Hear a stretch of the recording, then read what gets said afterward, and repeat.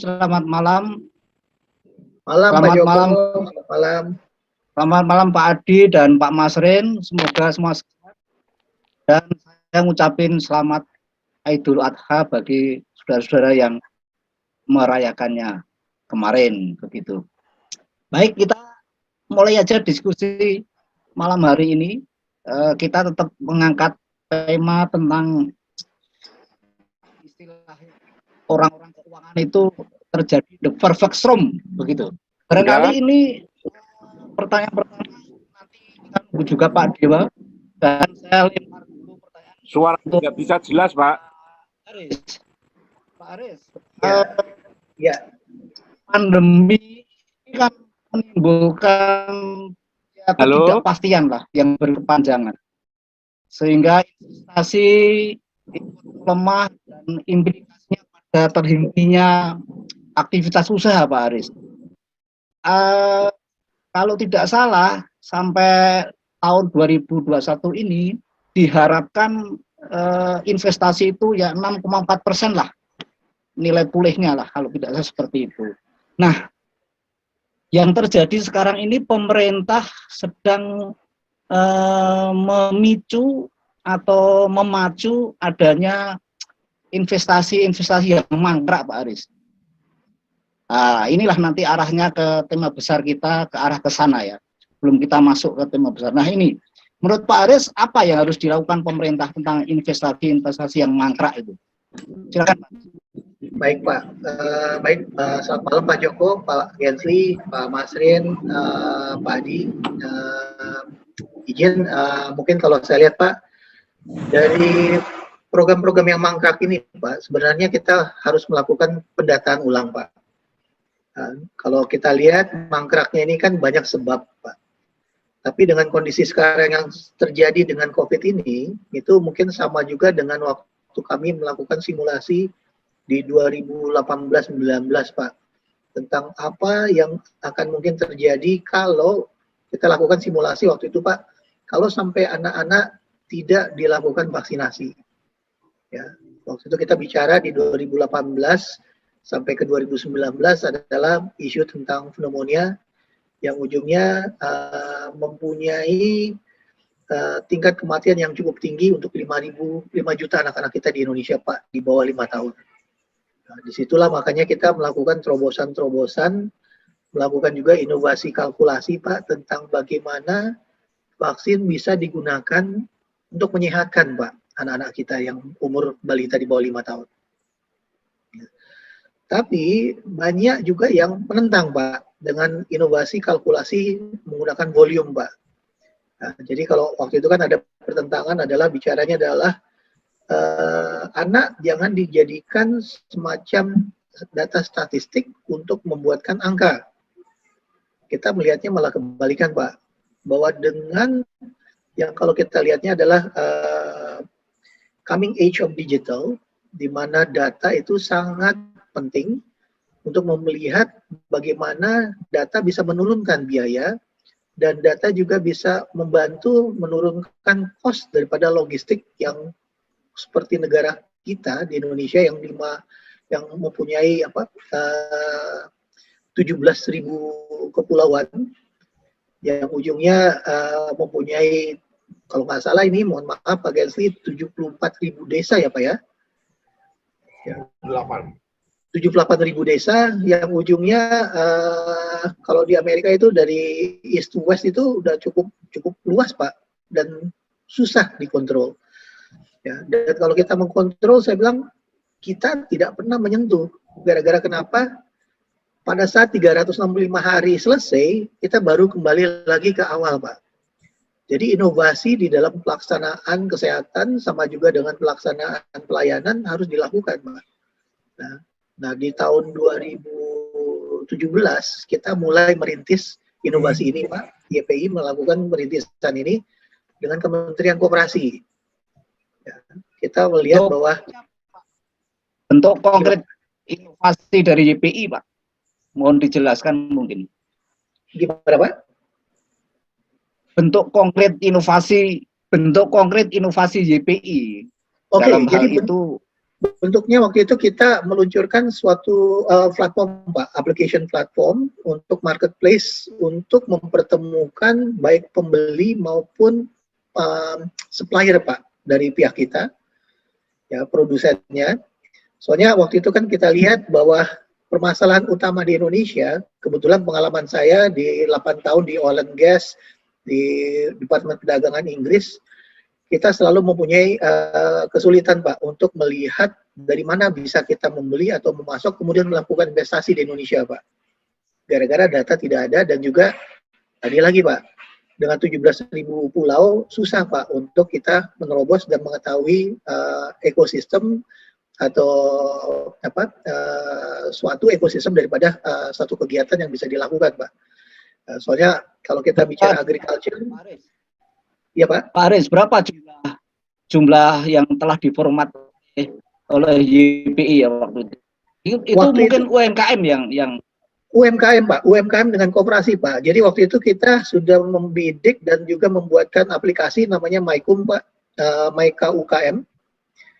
Dengan rancangan waktu itu adalah market platform bisa membidik kepada 59 juta peserta UKM, Pak. UMKM. Dan sudah hampir waktu itu kita sudah jalan, Pak, cuman bermasalahan kita gara-gara kebijakan yang sedikit kalau saya bilangnya belum friendly kepada marketplace, Pak.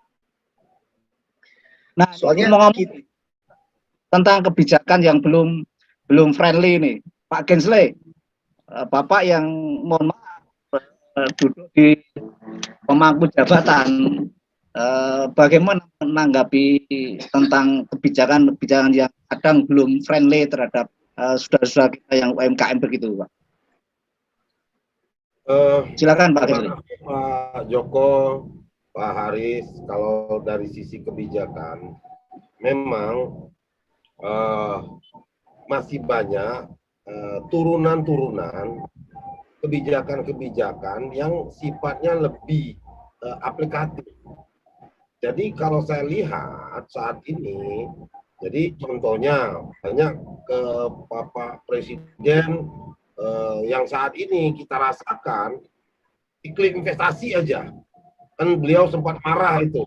Kenapa kok investornya lari ke Vietnam? Nggak ke kita gitu loh, Pak. Karena kalau saya mencermatin, banyaknya kebijakan-kebijakan kita yang turunannya itu masih terlihat terus terang aja kepentingan-kepentingan di mana kalau saya menggambarkan itu belum menyentuh untuk masyarakat sendiri gitu loh, Pak. Tapi kebijakan itu mengatasnamakan. Contoh seperti Pak Aris bilang, ada aturan-aturan yang memang kalau kita lihat aturan-aturan itu yang memang saat ini masih banyak yang belum benar-benar, ya mungkin ini waktu kita mengeluarkan kebijakan itu datanya dari mana gitu loh. Pak Gensley, maaf Pak Gensley. Sekarang kan ya, ada reformasi struktural yang besar ya, yaitu Omnibus Law lah ya.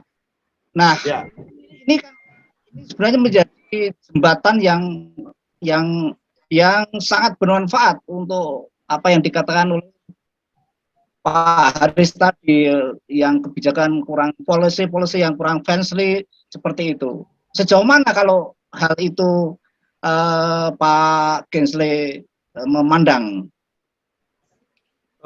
Dengan adanya kebijakan baru yang dikeluarkan oleh Presiden yang kita dengar bersama Omnibus Law, ini satu terobosan besar, Pak. Terobosan besar di mana bisa mengantisipasi hambatan-hambatan itu. Tentu semuanya kita harus mendukung itu, Pak. Nah, di mana Omnibus Law salah satu undang-undang di mana undang-undang ini memang kalau saya melihat sangat berpihak. Contoh untuk meningkatkan pemasukan negara gitu loh, Pak. Sebagaimana kita lihat saat ini dari masing-masing pemangku kepentingan itu beda-beda, nggak seragam dia. Nah, mungkin dengan Omnibus Law ini nanti bagaimana investasi akan masuk. Ya, kalau kita bandingkan dengan Vietnam, saya sempat 2019 ke sana, kalau di sana orang berinvestasi, oke, kamu bawa duit, kamu minta apa? Minta tempat. Nah, di samping itu juga buruhnya itu oleh pemerintah. Jadi kayak PNS. Jadi nggak ada lagi buruh demo ke perusahaan. Pokoknya perusahaan berusaha aja. Nah, ini yang terobosan yang dilakukan di sana. Sehingga orang akan berlomba-lomba investasi di sana. Baik, Kalau Pak kita sapa ya, dulu Pak Dewa. Selamat malam Pak Dewa. ya. Malam Pak Joko. Selamat malam. Nah, Terlambat. kita sudah mulai diskus kita. Saya Pak Haris, Pak Gensle sudah memulai tentang investasi Pak, investasi yang nanti kaitannya dengan tema besar kita ya Pak. Saya menggunakan istilahnya yang Pak Dewa dulu katakan ya, kita harus rethinking ya, juga refocus, kemudian realokasi, mungkin reoriented ya, mungkin ya ini. Nah, kan perfect storm Pak Dewa. COVID ini kan badai yang sempurna lah mengharu-birukan kita. Nah, investasi kita ini kemarin saya baca terakhir diproyeksikan ada kenaikan pulih 6,4% di tahun 2021 ini ya Pak. Tetapi di satu sisi apa yang dikatakan oleh Pak Haris di awal tadi bahwa masih adanya kebijakan-kebijakan atau policy pemerintah yang belum friendly, ya, terutama menyentuh KM ya di paling bawah. Kemudian Pak Gensle pun dalam tanda kutip ya mengakui hal itu, begitu. Pak Dewa melihat bagaimana nih realisasi tentang regulasi-regulasi yang dirasa masih ya menghambat lah. Padahal kita butuh akselerasi di masa pandemi ini. Silakan Pak Dewa. Baik, terima kasih Pak Joko, Saban, dan Pak Haris, Pak Gensle, Pak Suwardi, Pak Masrin Hadi. Selamat malam semuanya. Saya dengar topiknya cukup menarik ini. Baik, saya coba merespon apa yang Pak Joko Saban sampaikan berkaitan dengan kurang friendly-nya kebijakan pemerintah di dalam pengembangan percepatan investasi. Mungkin saya responnya sebaliknya Pak ya. Kelihatannya pemerintah justru bekerja keras merespon isu-isu yang muncul di tengah masyarakat bahwa pemerintah kurang friendly. Saya melihat pemerintah sudah melakukan langkah-langkah breakthrough ya, terobosan-terobosan yang cukup signifikan yang diambil pemerintah, dan ini juga sudah direncanakan jauh sebenarnya. Kalau kita bicara apa yang disebut dengan Omnibus Law, tapi memang mendapat begitu respon dari publik yang luar biasa juga gitu ya. Saya ini tahu isu-isu mengenai rumitnya prosedur investasi dan lain sebagainya ini sudah lama Pak, di pusat, di daerah gitu ya, dan ada ribuan peraturan baik pusat daerah yang menjadi hambatan-hambatan dalam berinvestasi. Tapi dengan adanya gagasan Omnibus Law, ya, ini suatu terobosan yang luar biasa gitu ya, yang dilakukan oleh pemerintah. Dan itu tertuang di dalam apa namanya, baik itu rencana jangka tahunan maupun jangka menengah. Dan itu clear Pak. Jadi pemerintah terus mengawal langkah-langkah penyederhanaan prosedur, dan pemerintah sadar betul kalau kita lihat dari indeks daya saing dan lain sebagainya, kita memang tertinggal dibandingkan negara-negara lain. Salah satu kontribusinya adalah hambatan-hambatan investasi itu gitu. Nah sekarang mudah-mudahan dengan adanya kebijakan baru Omnibus Law ini, Nah, sayangnya sekarang kita menghadapi persoalan baru lagi mengenai pandemi COVID, kan kira-kira gitu.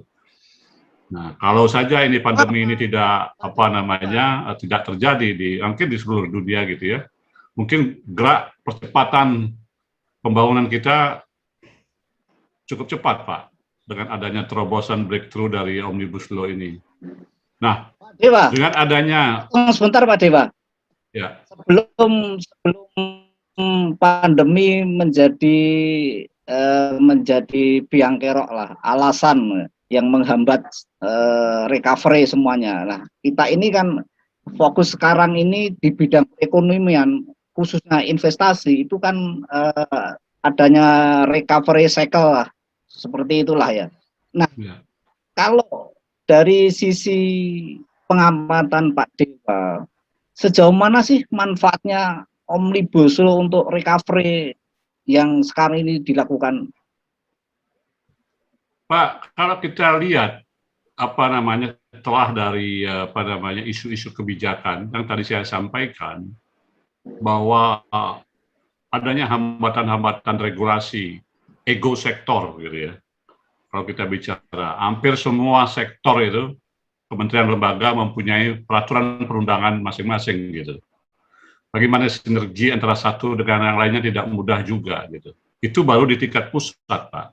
Belum lagi di daerah dengan berbagai macam aturan main gitu ya. Nah, ini yang menjadi the bottlenecking gitu ya.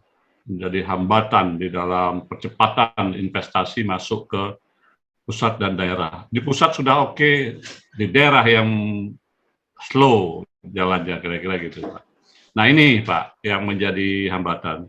Makanya ada penyederhanaan di regulasi ya, termasuk Omnibus Law yang dirancang oleh pemerintah. Saya kira ini langkah yang luar biasa, Pak. Hampir seluruh dunia mengapresiasi langkah yang diambil oleh pemerintah Indonesia. Dan dulu pernah saya bicara dengan pejabat secara informal dengan bupati, saya ditanya. Mereka merespon, mereka seorang bupati di daerah, saya ini pusing menghadapi peraturan perundang-undangan yang ada. Menteri ini mengeluarkan peraturan, menteri ini mengeluarkan peraturan. Saya di daerah dari bupati pusing saya. Perlu berapa triliun sih uang untuk melakukan penyederhanaan ini? Saya dengar ada ribuan peraturan-peraturan yang harus kita sinergikan gitu, sederhanakan. Saya mendukung berapa triliun pun butuhnya dana ini, saya akan dukung untuk melakukan penyederhanaan itu. Gitu. Saya lihat ujungnya itu adalah Omnibus Law, Pak. Pak Indra, kita tadi udah bicara agak lumayan panjang lebar tentang investasi di tengah pandemi ini ya. Target 6% lebih seperti. Halo Pak Adi. Nah, kalau Omnibus Law sudah bisa menjembatani, maka arah kita adalah tentang investasi yang mangkrak. Mungkin Pak Dewa bisa memberi penjelasan. Sebenarnya kondisi investasi kita ini bagaimana sih sampai BKPM maupun penanaman modal mengatakan akan membangkitkan lagi investasi-investasi yang mangkrak di Indonesia ini. Bagaimana Pak Aris melihat itu? Ya, mungkin saya menangkap Pak, apa yang tadi disampaikan Pak Dewa itu benar Pak. Jadi dengan adanya terobosan baru melalui Omnibus Law ini Pak, yang 2017 kita belum dapatkan itu. Kita baru mendengarkan itu Pak, tapi di 2020 kita melihat sekarang sudah ada terobosannya. Cuman yang seperti tadi disampaikan oleh Pak Dewa, di dalam implementasinya Pak, itu ada beberapa regulasi yang masih belum lengkap Pak. Yang ujungnya tadi kalau Pak Dewa uraikan bagaimana di bottlenecking-nya Pak. Di 2019-20 kami menghadapi itu Pak, waktu saya membawa masuk ke Indonesia Pak obat vaksin Pak. Yang ujungnya kita melihatkan bahwa ini potensi kita membeli dan potensi kita melakukan terobosan perdagangan keluar Pak. Yang ujungnya di bottlenecking itu muncul Pak. Soalnya kenapa? belum melihat dari sisi bagaimana terobosan Omnibus Law ini Pak bisa memangkas birokrasi yang ujungnya melambat, bukan melambat lah, mungkin sinergi antara yang tadi Bapak Dewa bilang ego sektoralnya Pak masih belum kena Pak. Bagaimana suatu KL bisa sebenarnya bersinggungan dan mempunyai suatu sinergi. Ya, gara-gara mungkin masing-masing belum bisa melihat peta daripada peran masing-masing untuk menjadikan suatu integrasi Pak, atau suatu sinergi Pak. Jadi masing-masing masih mempunyai patokan terkait dengan saya punya target adalah sekian. Ya. Dari Kementerian ISDM targetnya adalah sekian, dari Kementerian Lingkungan Hidup targetnya sekian. Ya, tanpa melihat bahwa sebenarnya dengan dua pemetaan dari kedua kementerian itu sebenarnya bisa dilihat Pak, bahwa kedua-duanya sebenarnya mempunyai target yang bisa mengakselerasikan pendapatan Pak. Contoh kasus Pak, saya ngalamin di mana waktu itu dalam keadaan kerusuhan di Ambon Pak, 9 desa yang tadinya tidak berinteraksi Pak, kita gabungkan, kita melakukan pemetaan daripada sumber daya alam mereka, sumber manusia mereka, dan juga kelemahan yang dihadapin Pak dan hambatannya. Dari pemetaan itu kita melakukan pemetaan integrasi Pak. Dan akhirnya 9 desa ini Pak bergabung mengatakan kami melihat bahwa yang satu mempunyai sumber daya manusia, kami punya sumber air, yang satu punya sumber lahan. Ya. Digabungkan, akhirnya sekarang mereka mempunyai suatu pasar bersama Pak, suatu perkapalan yang mereka bangun sendiri di Kepulauan Kei, khususnya di daerah Ngavan. Mereka mempunyai kapal yang sekarang membawa yang tadinya produsnya mereka dari daerah-daerah yang terpencil, Pak, masuk sekarang ke Tual, ke Ambon, dan ke Surabaya, Pak. Ya. Dengan melakukan pemetaan bersama, Pak. Itu yang kalau saya bilangnya sama juga dengan di pemerintah, Pak, di bottlenecking-nya gara-gara mungkin kurang bisa melihat bahwa melakukan sinergi antara KL yang berbeda, kita bisa melihat yang satu sebenarnya mempunyai manfaat kepada kementerian yang lain, Pak. Ya. Cuma gara-gara kita kurang sharing informasi. Baik, Pak Aris, boleh jadi Omnibus Law ini menjadi semacam figura yang menjanjikan lah ya untuk laju perkembangan investasi di Indonesia ya. Mungkin saya lihatnya bukan figura, Pak. Itu suatu kunci yang harus kita gunakan, Pak. Baik, dan kunci ini Pak harus diimplementasikan gitu Pak. Baik, berarti itu dikai atau kunci yang harus digunakan untuk membuka gerbang yang mungkin selama ini tertutup. BKPM itu menyebut data sampai tahun kemarin itu ada 58% Pak investasi yang mangkrak yang dihidupkan lagi. Nah ini loh. Ada 58%, nilainya sekitar 700 triliun. Ini data dari BKPM terakhir Desember 2020. Nah, saya ingin ke Pak Indrawan, apakah seperti halnya pasir laut itu termasuk dalam kategori investasi yang mangkrak? Silakan Pak Indrawan.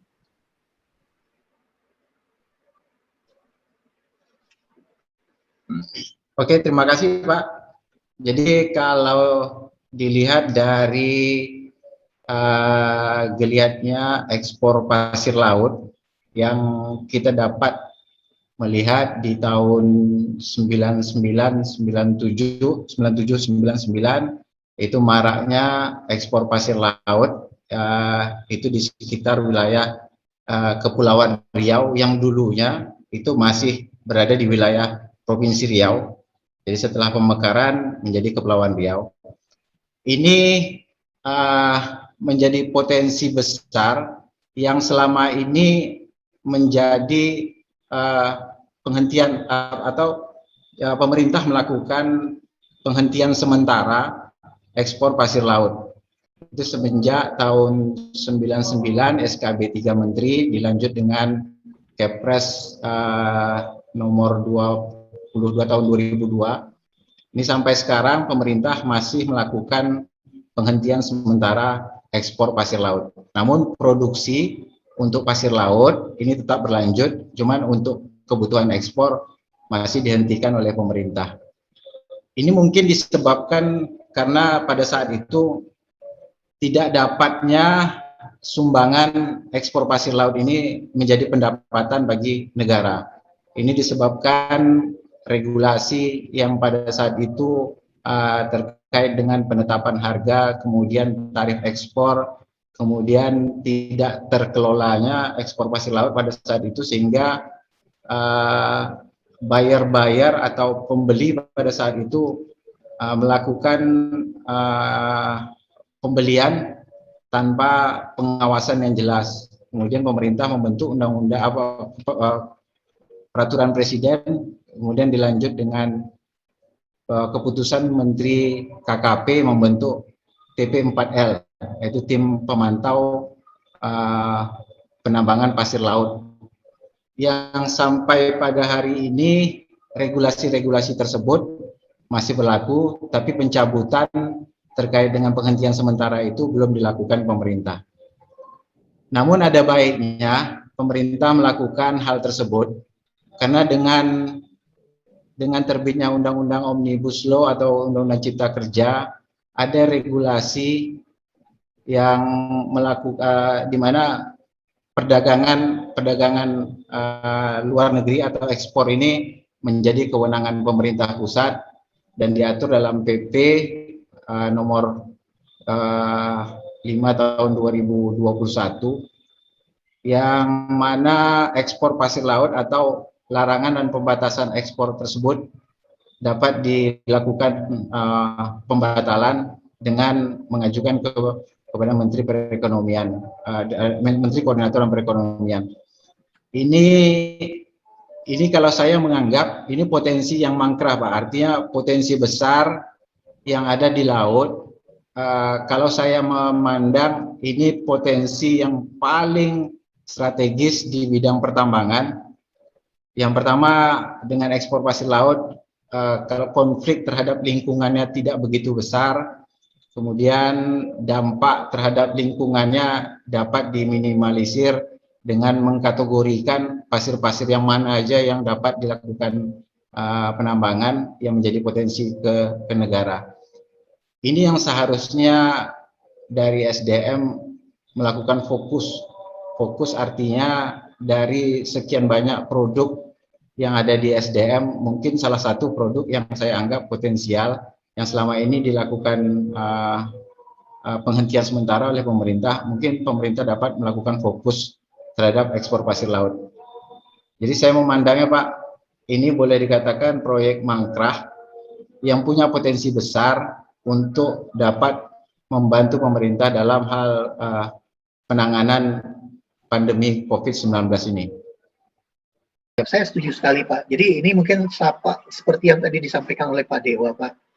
Mungkin topiknya kan adalah sebenarnya dengan kondisi yang sekarang ini, Pak, kita bisa melakukan reinventing, Pak, atau re-engineering daripada isu yang kita hadapin, Pak.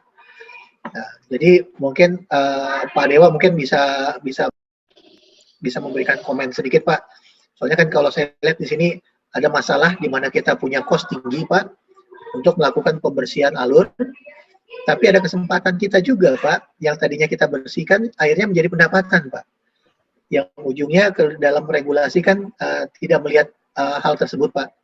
Tapi kalau kita melakukan re-engineering atau reinventing daripada isu ini, mungkin salah satu yang bisa disampaikan sama Pak Dewa tadi adalah how do we position kesempatan di dalam Omnibus Law untuk melihat kesempatan yang ada pada saat kita sekarang membutuhkan revenue yang sangat mendesak.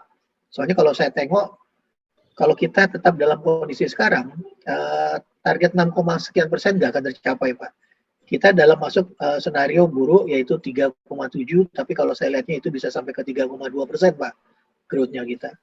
Nah, mungkin Pak Dewa sama Pak Gensri mungkin bisa kasih komen di sini, Pak. Ini pandangan saya sih, Pak, dari perspektif sebagai development practitioner, Pak.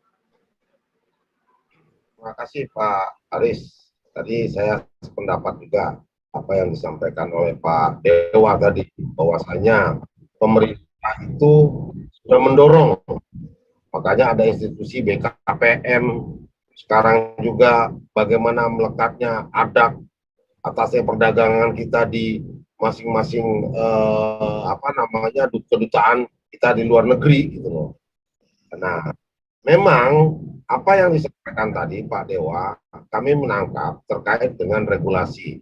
Karena tesis saya waktu 2003 ya, saya susun terkait dengan regulasi ini, masalahnya waktu itu saya angkat perda bermasalah. Jadi ada 5.000 perda bermasalah yang bertentangan, dan ini merupakan sebenarnya turunan. Waktu itu saya mengangkat itu 2017 Kemendagri menghapus hampir 3.000 perda terkait dengan perda bermasalah ini. Itu dari sisi regulasi. Nah, apalagi saat ini setelah saya belajar juga dari Pak Pak Indrawan menginformasikan bagaimana regulasi-regulasi kita saat ini, masing-masing KL yang turunannya permen-permennya ini, Pak. Nah, makanya dengan Omnibus Law ini sudahlah kita berharap ada satu komando di mana kita saling mendukung semuanya. Tujuannya dengan pasca pandemi COVID ini bagaimana kita bisa mendapatkan pemasukan negara yang sangat besar gitu loh. Nah, contoh saat ini ya habis kita memang terus jujur aja dengan kondisi saat ini banyak ya polemik-polemik itu keluar yang terkait dengan lingkungan lah bla bla bla. Padahal kenyataannya enggak seperti itu. Dan saya seperti yang Pak sampaikan tadi, saya keliling-keliling ke beberapa daerah. Benar Pak, kepala daerah itu bingung juga. Regulasi ini juga terlalu banyak. Setiap KL, kementerian menerbitkan permen. Nyambungnya di pelaksananya itu di daerah. Nah, kebetulan dengan adanya pilkada langsung saat ini, background kepala daerah bermacam-macam. Ada pengusaha, ada dari birokrat, ada yang lain-lain gitu loh. Nah, penyesuaian itu juga sangat berat. Makanya dengan adanya aturan seperti ini, tujuan kita satu, bagaimana meningkatkan ekonomi, apapun yang akan kita, yang menghambat itu ya mungkin dengan Omnibus Law ini, bulldozer dia. Kalau saya menganggap itu bulldozer, terobosan baru yang presiden kita berani mengambil itu gitu loh. Ya, mungkin dalam forum ini kita bisa berdiskusi terbuka, di mana KL-KL juga, menteri-menterinya itu juga dari warna yang berbeda. Jadi sebagaimana yang seperti yang kita lihat lah kenyataan saat ini. Makanya Omnibus Law ini dibuka. Memang di dalam Omnibus Law kalau kita lihat ada satu komando yang diberikan veto oleh presiden, yaitu Menko. Menko memveto itu. Nah, ini yang terobosan ini kalau kita bisa mendukung bersama, saya rasa ini bisa cepat menjadi daya ungkit. Nah, kita juga berharap di forum ini kita menyuarakan juga ke masyarakat, ke yang lain-lain, bagaimana jiwa dari Omni ini. Gitu. Karena kita aja sesama birokrat juga memahaminya berbeda-beda. Nah, ini yang kita sama-sama mungkin melalui nanti Pak Joko bisa mengemas ini bagaimana. Ayo kita angkat. Kalau kita berpikir hanya satu untuk Indonesia, belum lagi kita melihat dari aspek-aspek lain ya. Kita dari aspek ekonomi satu aja. Bagaimana kita menggerakkan. Masyarakat kita itu mungkin jujur aja, kalau saya tuh udah terlalu dengan kemajuan teknologi saat ini, ada TikTok, ada bla bla bla bla, akhirnya apa? Orang pada ketakutan, isinya hoax aja. Nah, inilah forum-forum yang digagas oleh YPI, ini forum-forum diskusi-diskusi ini, kita berharap ingin menenangkan masyarakat kita, nggak ada itu. Karena ini yang kita sampaikan. Jadi akar-akar permasalahan di level dasar, di level masyarakat, sebenarnya intinya masyarakat kita menerima. Itulah keunikan Indonesia ini, masyarakatnya menerima.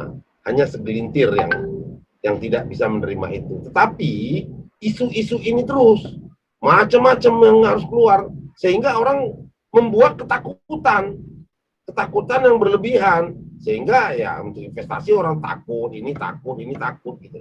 Padahal keran-keran itu sebenarnya pemerintah udah buka, seperti cermatan dari Pak Indrawan.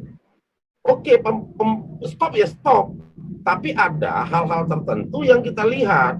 Kalau lolos ini ya kita lepaskan juga. Gitu. Nah inilah peran-peran daripada saya melihat kebijakan besar yang namanya Omnibus Law ini bisa kita dukung bersama.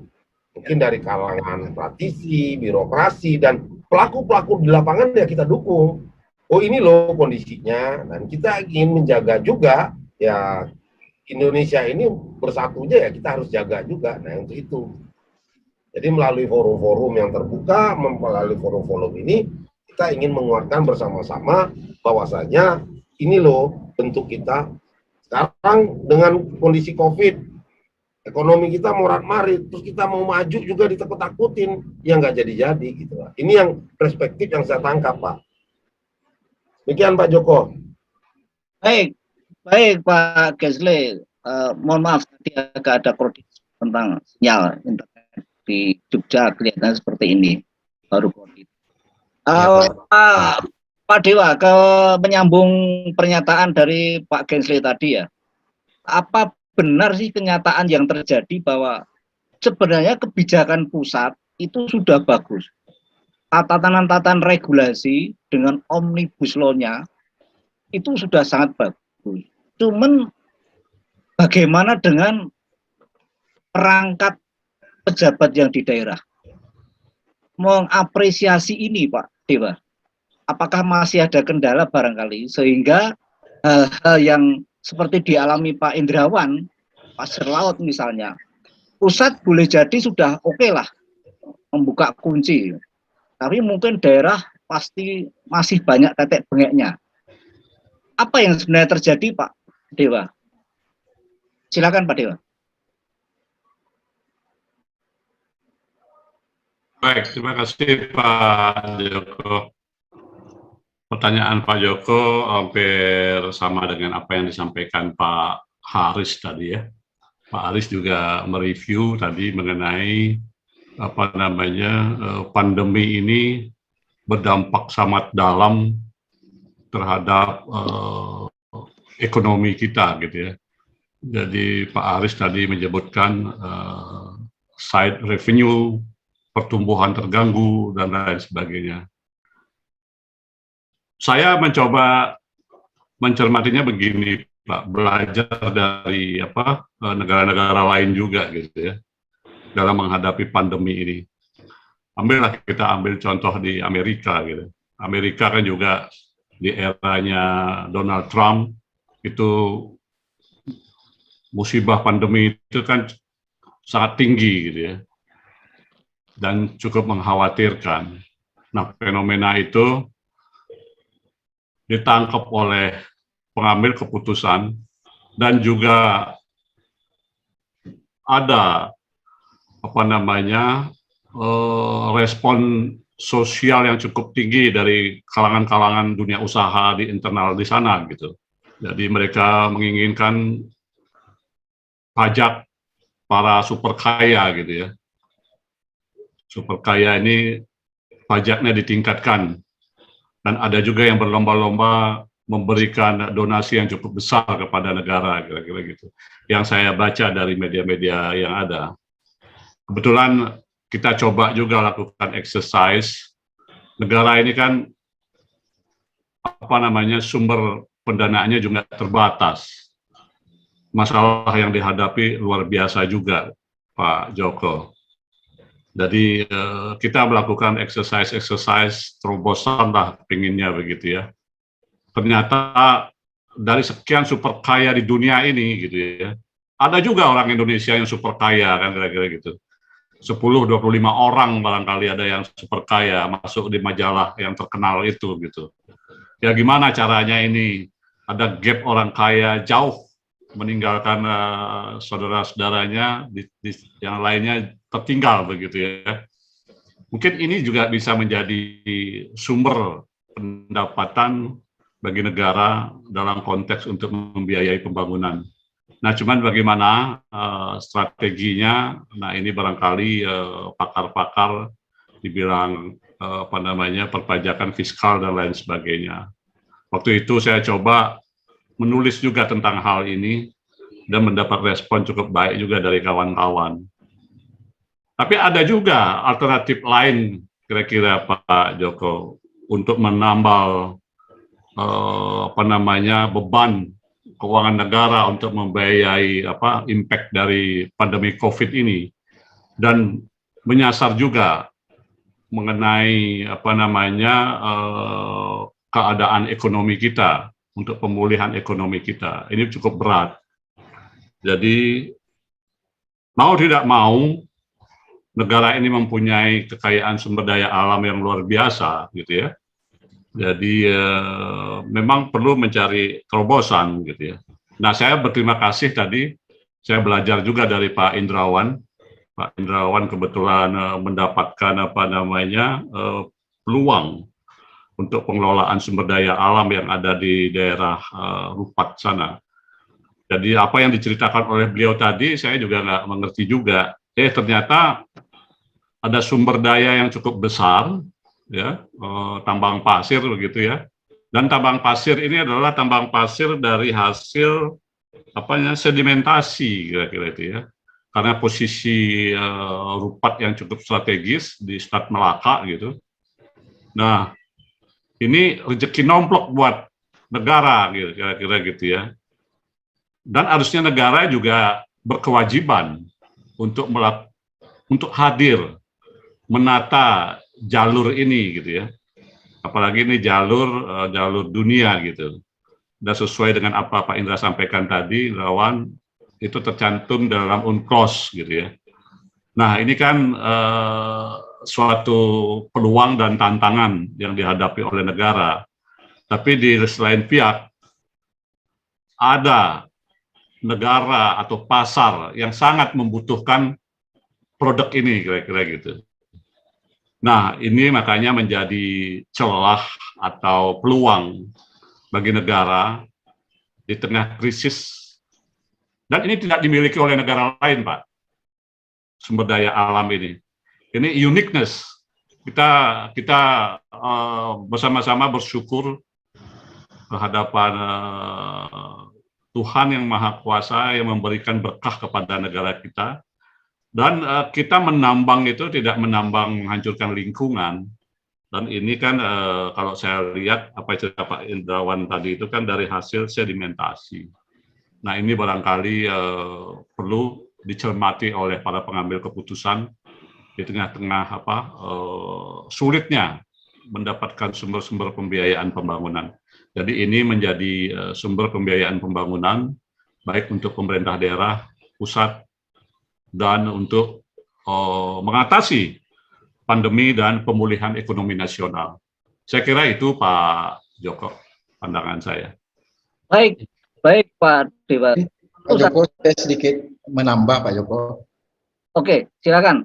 Jadi kalau kita tarik ke belakang lagi, sejarah kenapa dihentikan ekspor pasir ini pada saat itu negara mengantisipasi adanya kerusakan lingkungan hidup, ekosistem dan habitat kehidupan laut yang lebih luas akibat pengusahaan pasir laut yang tidak terkendali. Artinya pada saat itu pemerintah memandang pengusahaan pasir laut ini sudah tidak terkendalikan lagi.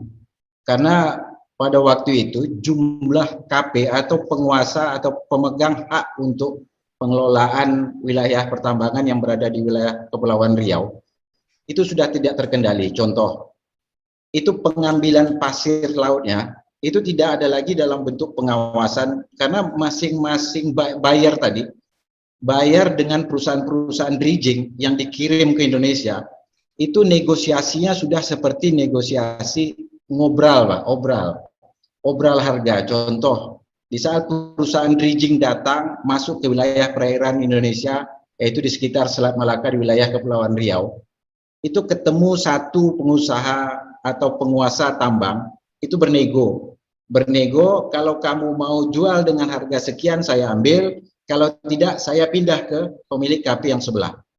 Saking tidak terkendalinya pada saat itu masing-masing pengusaha atau perusahaan rigging itu dapat bernegosiasi dengan meletakkan harga semaunya. Jadi akhirnya pemerintah tidak dapat lagi mengendalikan. Karena apa? Masing-masing pengusaha yang sudah diberikan amanah dalam pengelolaan wilayah pertambangan tadi, ini tidak lagi memandang kewajiban atau hak-haknya tadi atau kewajiban terhadap lingkungan tadi. Ini berebut siapa yang dulu ketemu dengan perusahaan rigging, siapa yang dapat penawaran yang murah, itu dibayar langsung. Tidak terkendalikan pada saat itu, maka pemerintah mengambil keputusan, yaitu dengan keputusan bersama 3 menteri, yaitu tahun 2002, dilakukanlah penghentian sementara. Upayanya pada saat itu membuat tata kelola. Jadi pemerintah berencana melakukan tata kelola. Tata kelola artinya karena pengalaman wilayah pertambangan tidak terkendalikan, mungkin pada saat itu keinginan pemerintah mengendalikan dalam bentuk pengusahaan atau pengusaha-pengusaha yang diberikan hak atau amanah tadi dalam wilayah pertambangan, ini mengajukan pemerintah atau pemerintah mengevaluasi dulu wilayah-wilayah mana yang boleh berpotensi atau aman terhadap lingkungan, inilah yang akan dilepas pemerintah dalam bentuk ekspor. Dalam tanda kutip, setelah pengusaha-pengusaha lokal tadi dapat memenuhkan permintaan lokal dulu. Artinya pemenuhan kebutuhan lokal, setelah pemenuhan kebutuhan lokal dapat terpenuhi, maka sisa dari itu dilepaslah ekspor. Tapi sampai saat ini, pemerintah belum juga melakukan fokus atau memberikan semacam regulasi kepada pengusaha, pola seperti apa yang dapat dilakukan penambangan sehingga dapat dilakukan ekspor. Akhirnya pengusaha menunggu sampai saat ini dengan terbitnya Omnibus Law, ini ada celah penghentian sementara tadi yang hari ini pasir laut atau topsoilnya, semua topsoil atau jenis pasir yang tidak dapat dilakukan ekspor dapat dilakukan dengan peraturan pemerintah nomor 29 tahun 2021 tentang sistem perdagangan. Di situ disebutkan larangan dan pembatasan ekspor ataupun impor dapat dilakukan pembatalan dengan mengajukan kepada Menteri Perekonomian. Saya memandang dari sisi pengusaha, apabila wilayah tadi dapat menjaga lingkungan sehingga dengan melakukan produksi tadi lingkungan terjaga, undang-undang ini dapat menjadi alat kontrol pemerintah. Artinya undang-undang terkait pembatasan dan larangan ekspor tadi jangan dicabut, tetap undang-undang itu berada pada wilayahnya. Artinya dengan undang-undang itulah komitmen pemerintah dalam menjaga lingkungan. Saya tidak setuju juga kalau undang-undang itu dicabut. Kalau undang-undang ini dicabut sama dengan melemahkan pemerintah. Tapi saya sangat setuju undang-undang tadi tetap adanya, jangan dicabut, tapi untuk membuka potensi-potensi yang dianggap tidak merusak lingkungan, inilah dia turunan dari Omnibus Law tadi. Saya memandang dari sisi pengusaha ini lebih fair. Tidak ada kita melakukan lobby-lobby, tapi kondisi alam yang menjadikan kita diberikan hak untuk lakukan ekspor, atau kita dibatasi oleh negara ekspornya, atau kita sama sekali dilarang oleh pemerintah untuk melakukan ekspor. Pak Indrawan, tadi mohon saya dikoreksi. Kalau tidak salah bukan tahun 2003 Pak Indrawan. Oh ya, Itu keputusan Menteri Perindustrian dan Perdagangan. Benar Pak ya. 11/MPP garis miring 2 tahun 2003, mohon maaf. Pak Haris, Ya, Pak. pada waktu itu terjadi tata kelola yang belum fix ya. Terjadi persoalan di tata kelolanya. Mengingat pasir laut di Riau yang diuraikan Pak Indrawan, ini kan potensi besar Pak. Potensi besar, dan fokus kita tidak hanya pada kandungan pasir lautnya Pak, Tapi di situ kan ada kawasan pariwisata nasional, Pak. Nah, ini yang saya tanyakan untuk melengkapi barangkali tentang potensi yang ada di Riau, khususnya Pulau Rupat itu, Pak. Tata kelolanya yang sekarang ini disodorkan oleh pemerintah atau barangkali pemerintah sudah belum menyodorkan tentang tata kelola tersebut, Pak Aris. Silakan, Pak Aris. Ya, jadi kalau saya lihat Pak, memang di dalam Omnibus Law itu ada satu pasal yang sebenarnya tadi yang sudah disampaikan oleh Pak Indrawan dan juga sudah diuraikan sedikit oleh Pak Dewa dan disupport oleh Pak Gensli, bahwa ada di dalam Omnibus Law Pak, di mana penetapan larangan terbatas ini atau LARTAS ini muncul yang melalui pintu dan keputusan yang diberikan oleh Menko Perekonomian Pak. Ya.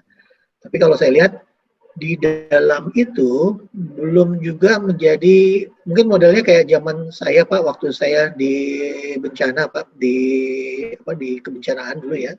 Sebelum kita terbitkan yang namanya BNPB, saya waktu itu terlibat dalam mengundang rekan-rekan dari Amerika Pak untuk men-set up bagaimana disaster response sesudah Aceh bisa dilakukan di Indonesia Pak. Jadi satu undang-undang yang muncul membutuhkan auxiliary law atau undang-undang lain Pak yang harus bisa diterbitkan agar bisa diimplementasikan.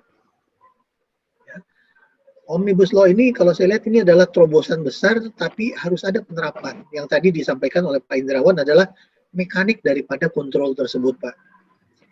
Yang ujungnya buka tutup kerannya ini bisa benar-benar kita kontrol dengan kondisi, Pak. Ya, kalau kita lihat ekosistem yang ada di Riau tidak sama dengan ekosistem yang mungkin ada di wilayah yang lain, Pak. Nah, jadi itu yang salah satu mungkin yang harus kita tengok dan peta Pak, wilayah mana dan apa peran yang bisa dilakukan. Ya, sama juga yang sudah disampaikan tadi oleh Pak Dewa bahwa regulasi banyak dan pemerintah mendukung. Tapi mungkin di sinilah kalau saya lihat peran daripada mungkin kayak organisasi seperti YPI, kemudian akademia untuk bisa membantu menajamkan kebijakan-kebijakan ini untuk di penerapannya Pak.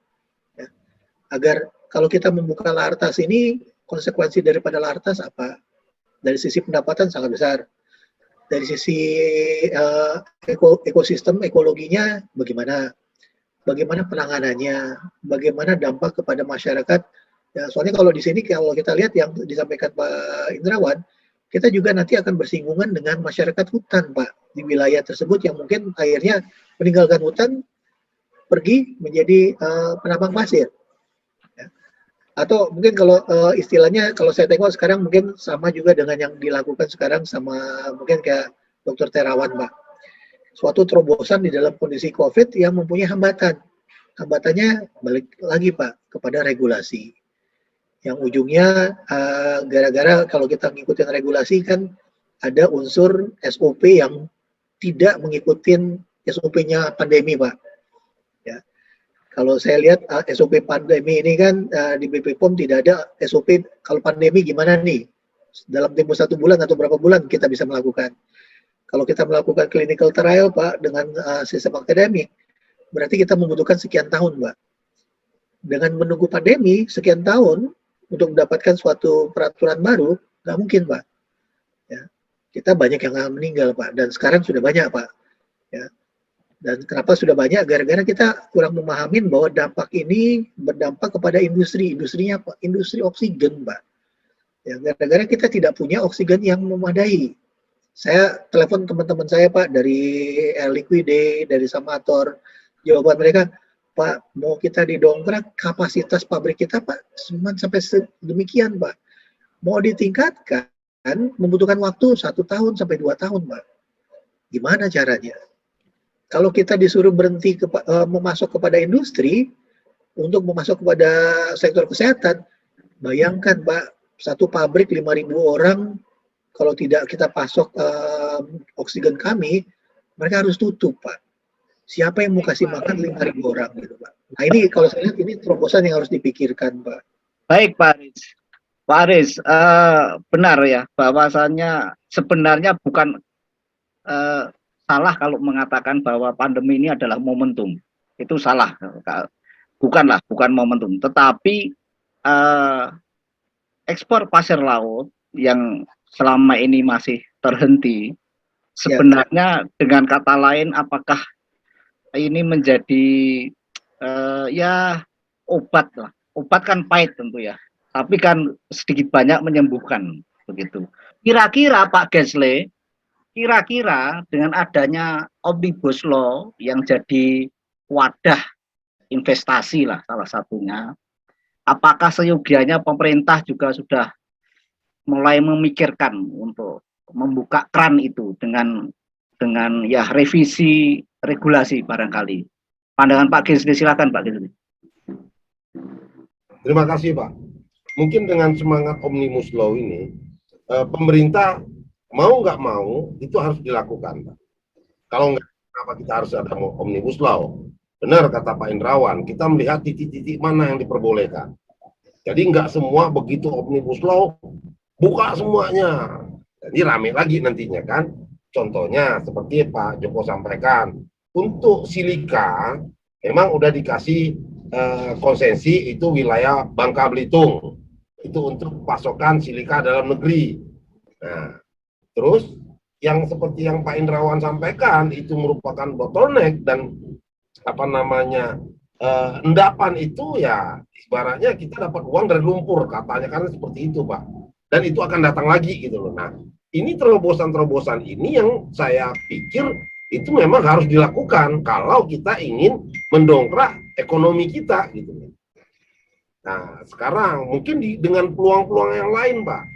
Nah, keran-keran untuk ekspor inilah yang akan dipermudah. Sebenarnya langkah-langkah yang disampaikan Pak Dewa, pemerintah sudah membentuk ADAK di masing-masing negara sehingga dia bisa menjual. Tapi yang kita lihat saat ini informasinya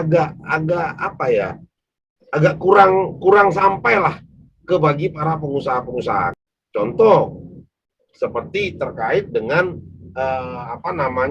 pasir laut ini, Pak.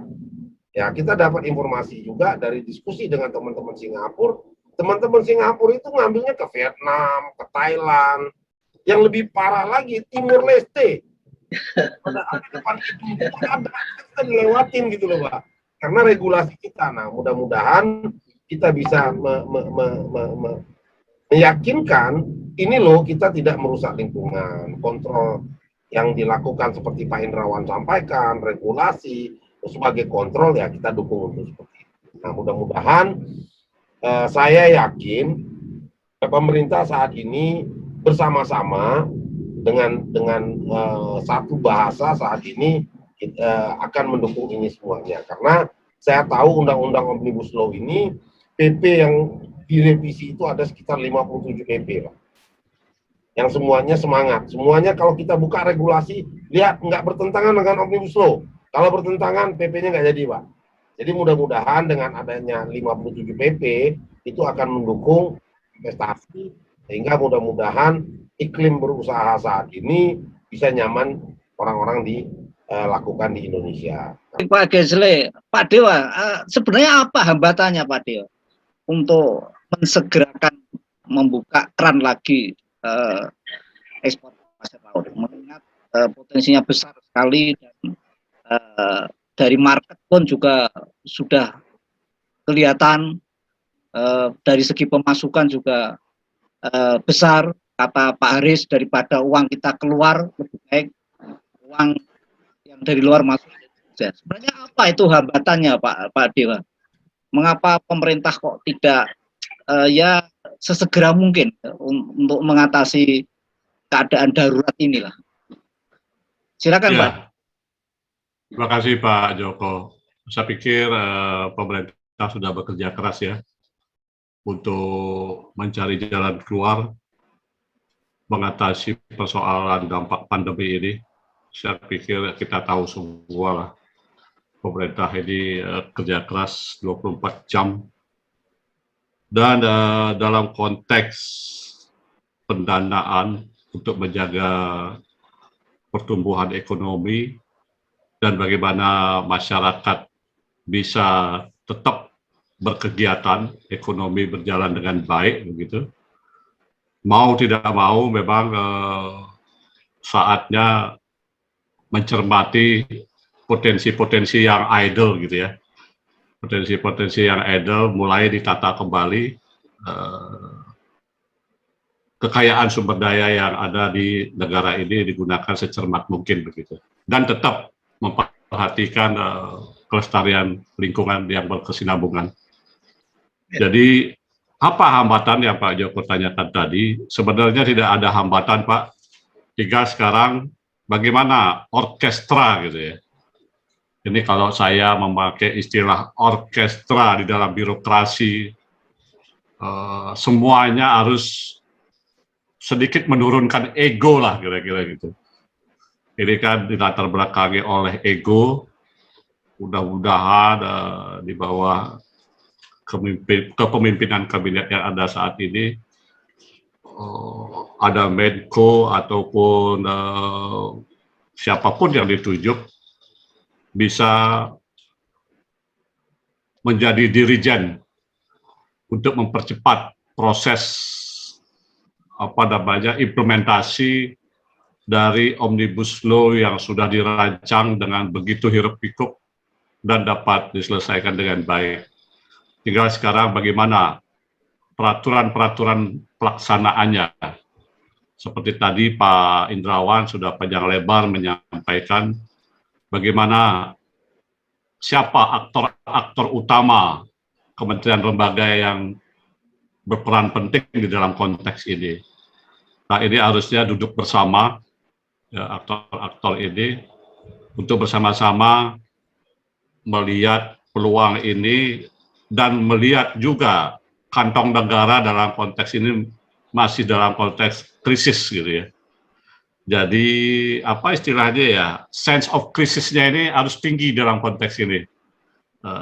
Karena sekarang di kampung saya Pak, di Bali, pelaku-pelaku usaha pariwisata megap-megap semua Pak, ya megap-megap semua, nafasnya udah hampir di titik ujung gitu ya. Bahkan kemarin saya pulang, ada datang mau jual hotel ini, jual ini, waduh, saya sedih juga melihat putra-putra kita menjual aset. Nah, kalau situasi seperti ini kan bagaimanapun para pengambil keputusan harus sense of krisisnya segera mencari jalan keluar kira-kira gitu ya. Memang banyak kebijakan yang sudah ditempuh oleh pemerintah, tapi di sisi lain masih ada potensi-potensi lain yang perlu digali lebih dalam lagi. Jadi menurut saya Pak Joko ini adalah kemauan menurunkan ego dari semuanya, sense of krisisnya harus ditingkatkan, dan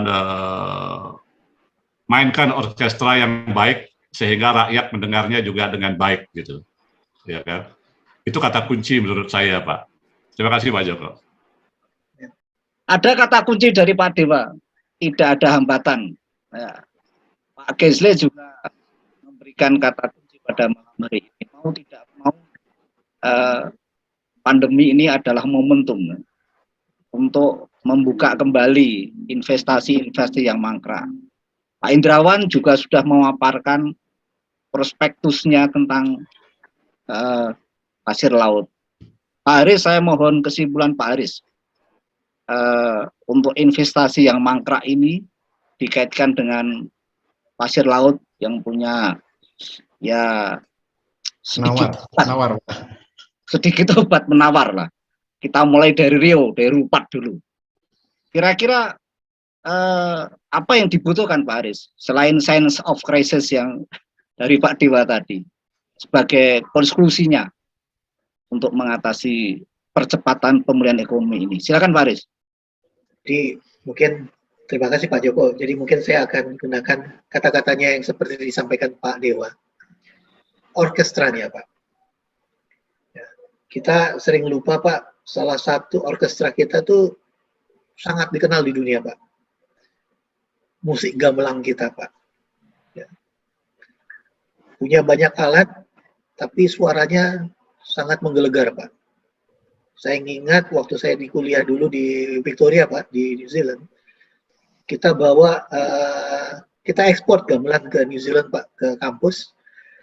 Dari cuma berapa mahasiswa yang kita mainkan, Pak, akhirnya bukan orang Indonesia yang mainkan, Pak, orang bule, Pak. Ya, itu menjadi ikon, Pak, di Victoria. Ya, jadi seperti disampaikan sama Pak Dewa, orkestra ini yang harus dimainkan, Pak, dengan memahamin yang tadi juga disampaikan sama Pak Dewa, sense of urgency dan kontrolnya, Pak. Manage, coordinate, and control yang tadi disampaikan sama Pak Indrawan dan juga oleh Pak Gensli, Pak. Ya.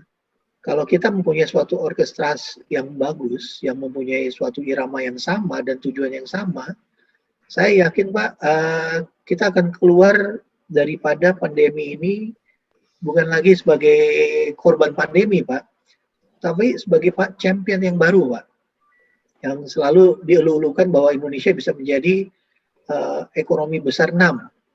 Kalau saya tengoknya dengan kondisi yang sekarang, dengan orkestra yang bagus, mungkin angka 4 atau angka 3, Pak, ekonomi terbesar dunia akan kita dapatkan, Pak, dengan waktu yang tidak menunggu sampai 2045, Pak. Ya. Tapi itu kembali lagi, Pak, orkestrasinya, mungkin salah satu ini saya tengok, kita harus kembali melakukan perencanaan yang lebih matang, dan juga melepas ego sektoralnya, Pak. Yang tadi sudah juga disampaikan oleh Pak Dewa, saya sepakat. Dan yang disampaikan oleh Pak Gensli adalah sense of belonging-nya, Pak. Jadi tidak mengenai saya sebagai satu adat, tapi kita sebagai negara Indonesia yang mau maju bersama dan akan menikmati kebersamaan dan kesejahteraan bersamaan, Pak. Itu mungkin kalau saya lihat, Pak, daripada semua yang tadi sudah dipaparkan. Jadi urgensinya dan kemauannya, Pak. Dan saya lihat dari semangat Omnibus ini, kemauan ini agak tinggi sekali, Pak. Dan saya harapkan itu bisa dilakukan dalam waktu yang sangat dekat ini, Pak. Baik, Pak Aris. Baik, Pak Aris. Satu kata kunci untuk sesepuh kita, Pak Masrin Hadi. Selamat malam, Pak Masrin. Halo. Selamat malam. Nah, alhamdulillah. Ini sudah ke penghujung acara, barangkali seperti itu ya. Kita sudah sangat larut. Pak Masrin tentu sebagai sesepuh dan Pak Masrin tahu betul tentang bibit awal Omnibus Law-nya dengan Bapak Joko Widodo, Presiden kita. Harapan Pak Masrin barangkali dengan Omnibus Law ini mudah-mudahan investasi ini menjadi baik, kembali pulih, atau bagaimana? Silakan Pak Masrin. Sepengetahuan saya, Pak, saya menyimpulkan Omnibus Law itu adalah langkah yang luar biasa untuk menggerakkan semua potensi positif demi kemaslahatan rakyat banyak, masyarakat banyak. Harapan saya semua proses menjadi lebih cepat dari segi waktu, Pak. Baik, ya. Dari segi waktu. Baik. Ya. Kecepatan ini bisa disusun, Pak, dengan koordinasi sinergi antar lembaga yang terkait oleh menjadi izin itu. Baik. Ya. Terus? Yang kedua, Bapak, kita mulai meninggalkan meja per meja, Pak. Ini harusnya ya seperti tadi, dibangun sistem komunikasi atau internet ini ya, yang sudah bisa mencune-in-kan semua keputusan yang terkait ke lembaga masing-masing menjadi satu sistem yang dengan cepat bisa diputuskan. Baik. Gitu, Pak. Ya. Ini bisa. Untuk pemerintah daerah, antara pusat dan daerah dalam rangka pelaksanaan atau implementasi Omnibus Law, harapan itu Bapak bagaimana? Harapannya juga harus terkonek, Pak. terkonek dengan cepat, semangatnya sama, karena ini menurut saya Bapak, perang antar negara dalam tanda kutip itu juga lewat bisnis kecepatan ini Pak, lewat yang terkait ini lewat kecepatan pelayanan publik ini, pelayanan investasi ini Pak. Ya. Artinya dengan adanya Omnibus Law ini itu akan mempermudah investasi baik dari asing maupun dalam negeri. Gimana? Sangat tepat itu, sangat tepat. Arahnya ke sana. Ini memang tantangan Pak, bagaimana membentuk koordinasi ini. Ukuran kesuksesan itu kalau bisa memberikan pelayanan cepat ini Pak. Ya. Baik. Harus itu. Ya, bukan berarti terus kita gegabah ya mengenai AMDAL, mengenai tapi itu harus dipegang orang yang benar-benar paham dan semangatnya untuk memberikan pelayanan, bukan menghambat Pak. Nah ini seni Pak, ini seni, ini tidak bisa dikendalikan oleh orang yang pemahaman pribadinya menerjemahkan peraturan itu tidak connect dengan visi misi negara, nggak bisa itu Pak. Harus kita semangat ke sana. Oh ya, saya bagian dari negara ini untuk memberi pelayanan cepat, bukan meja per meja. Jadi agar Omnibus Law ini dapat memayungi atau mempercepat laju investasi di Indonesia, baik dari modal asing maupun dalam negeri, itu artinya pihak pemerintah daerah, provinsi ataupun kabupaten kota juga perlu konsisten dalam pelaksanaannya. Barangkali begitu Pak? Oh iya Pak, konsisten, semangat, dan ada satu Pak, blueprint membantu Pak, membantu investasi masuk segera. Tidak justru memperlambat ya Pak? Sudah memperlambat. Salah satu mensejahterakan masyarakat dengan masuknya lancarnya investasi harus Omnibus Law ini Pak. Harus dengan ini, tidak bisa tidak Pak. Omnibus Law ini dapat disebut sebagai jantungnya birokrasi ya Pak? Iya, jantungnya birokrasi. Terutama untuk menarik investasi ya Pak? Betul, investasi dan meningkatkan kesejahteraan juga Pak. Baik. Dan kesejahteraan masyarakat. Baik. Mas Rin, terima kasih. Pak Aris, terima kasih. Pak Dewa, terima kasih. Pak Gensle, Pak Indrawan, ada yang mau menambahkan Pak Indrawan sebagai kata kesimpulan terakhir? Kalau kita melihat potensi, kita berbicara potensi, bagaimana potensi yang ada ini bisa diimplikasikan atau diimplementasikan menjadi pendapatan yang pendapatan buat negara, tetapi tetap menjaga lingkungan. Inilah kolaborasi yang kami inginkan. Bagaimana potensi ini tergalikan, tapi pariwisatanya selesai, pemanfaatan hutan sosial masyarakatnya selesai, wilayah terluar menjadi betul-betul pintu atau jendelanya Indonesia, Rupat menjadikan wilayah yang bisa kita sandingkan dengan wilayah-wilayah perbatasan di luar, atau contoh kita bisa sandingkan Port Dickson dengan Rupat, kita bisa sandingkan Rupat dengan Singapura. Artinya wajah Indonesia akan dapat terbenahi dengan menggali potensi yang ada ini tanpa merusak lingkungan. Mungkin ini Pak yang dapat saya sampaikan akhir dari diskusi kita. Mudah-mudahan dengan potensi yang besar, kemudian hari ini kita dalam masalah terkait COVID, mungkin kami bisa menjadikan penawar bagi bencana yang kita alami saat ini, dan regulasi yang ada tinggal kita memainkan orkestranya Pak. Nah, itu yang disampaikan Pak Dewa tadi. Apabila orkestra ini betul-betul memegang keahliannya masing-masing, saya yakin potensi ini akan dapat dibangkitkan untuk menyelamatkan atau untuk membantu negara dalam permasalahan pandemi COVID-19 ini. Mungkin itu Pak yang dapat saya sampaikan. Lebih dan kurang saya mohon maaf. Wabillahi taufiq wal hidayah. Assalamualaikum warahmatullahi wabarakatuh. Pak Dewa, terima kasih Pak Aris, Pak Jose, Pak Joko. Pak Indrawan, dan Pak Masrin tadi. Mohon maaf bila ada kalimat yang berkenan kurang lancar. Sekian, selamat malam. Assalamualaikum warahmatullahi wabarakatuh. Pak.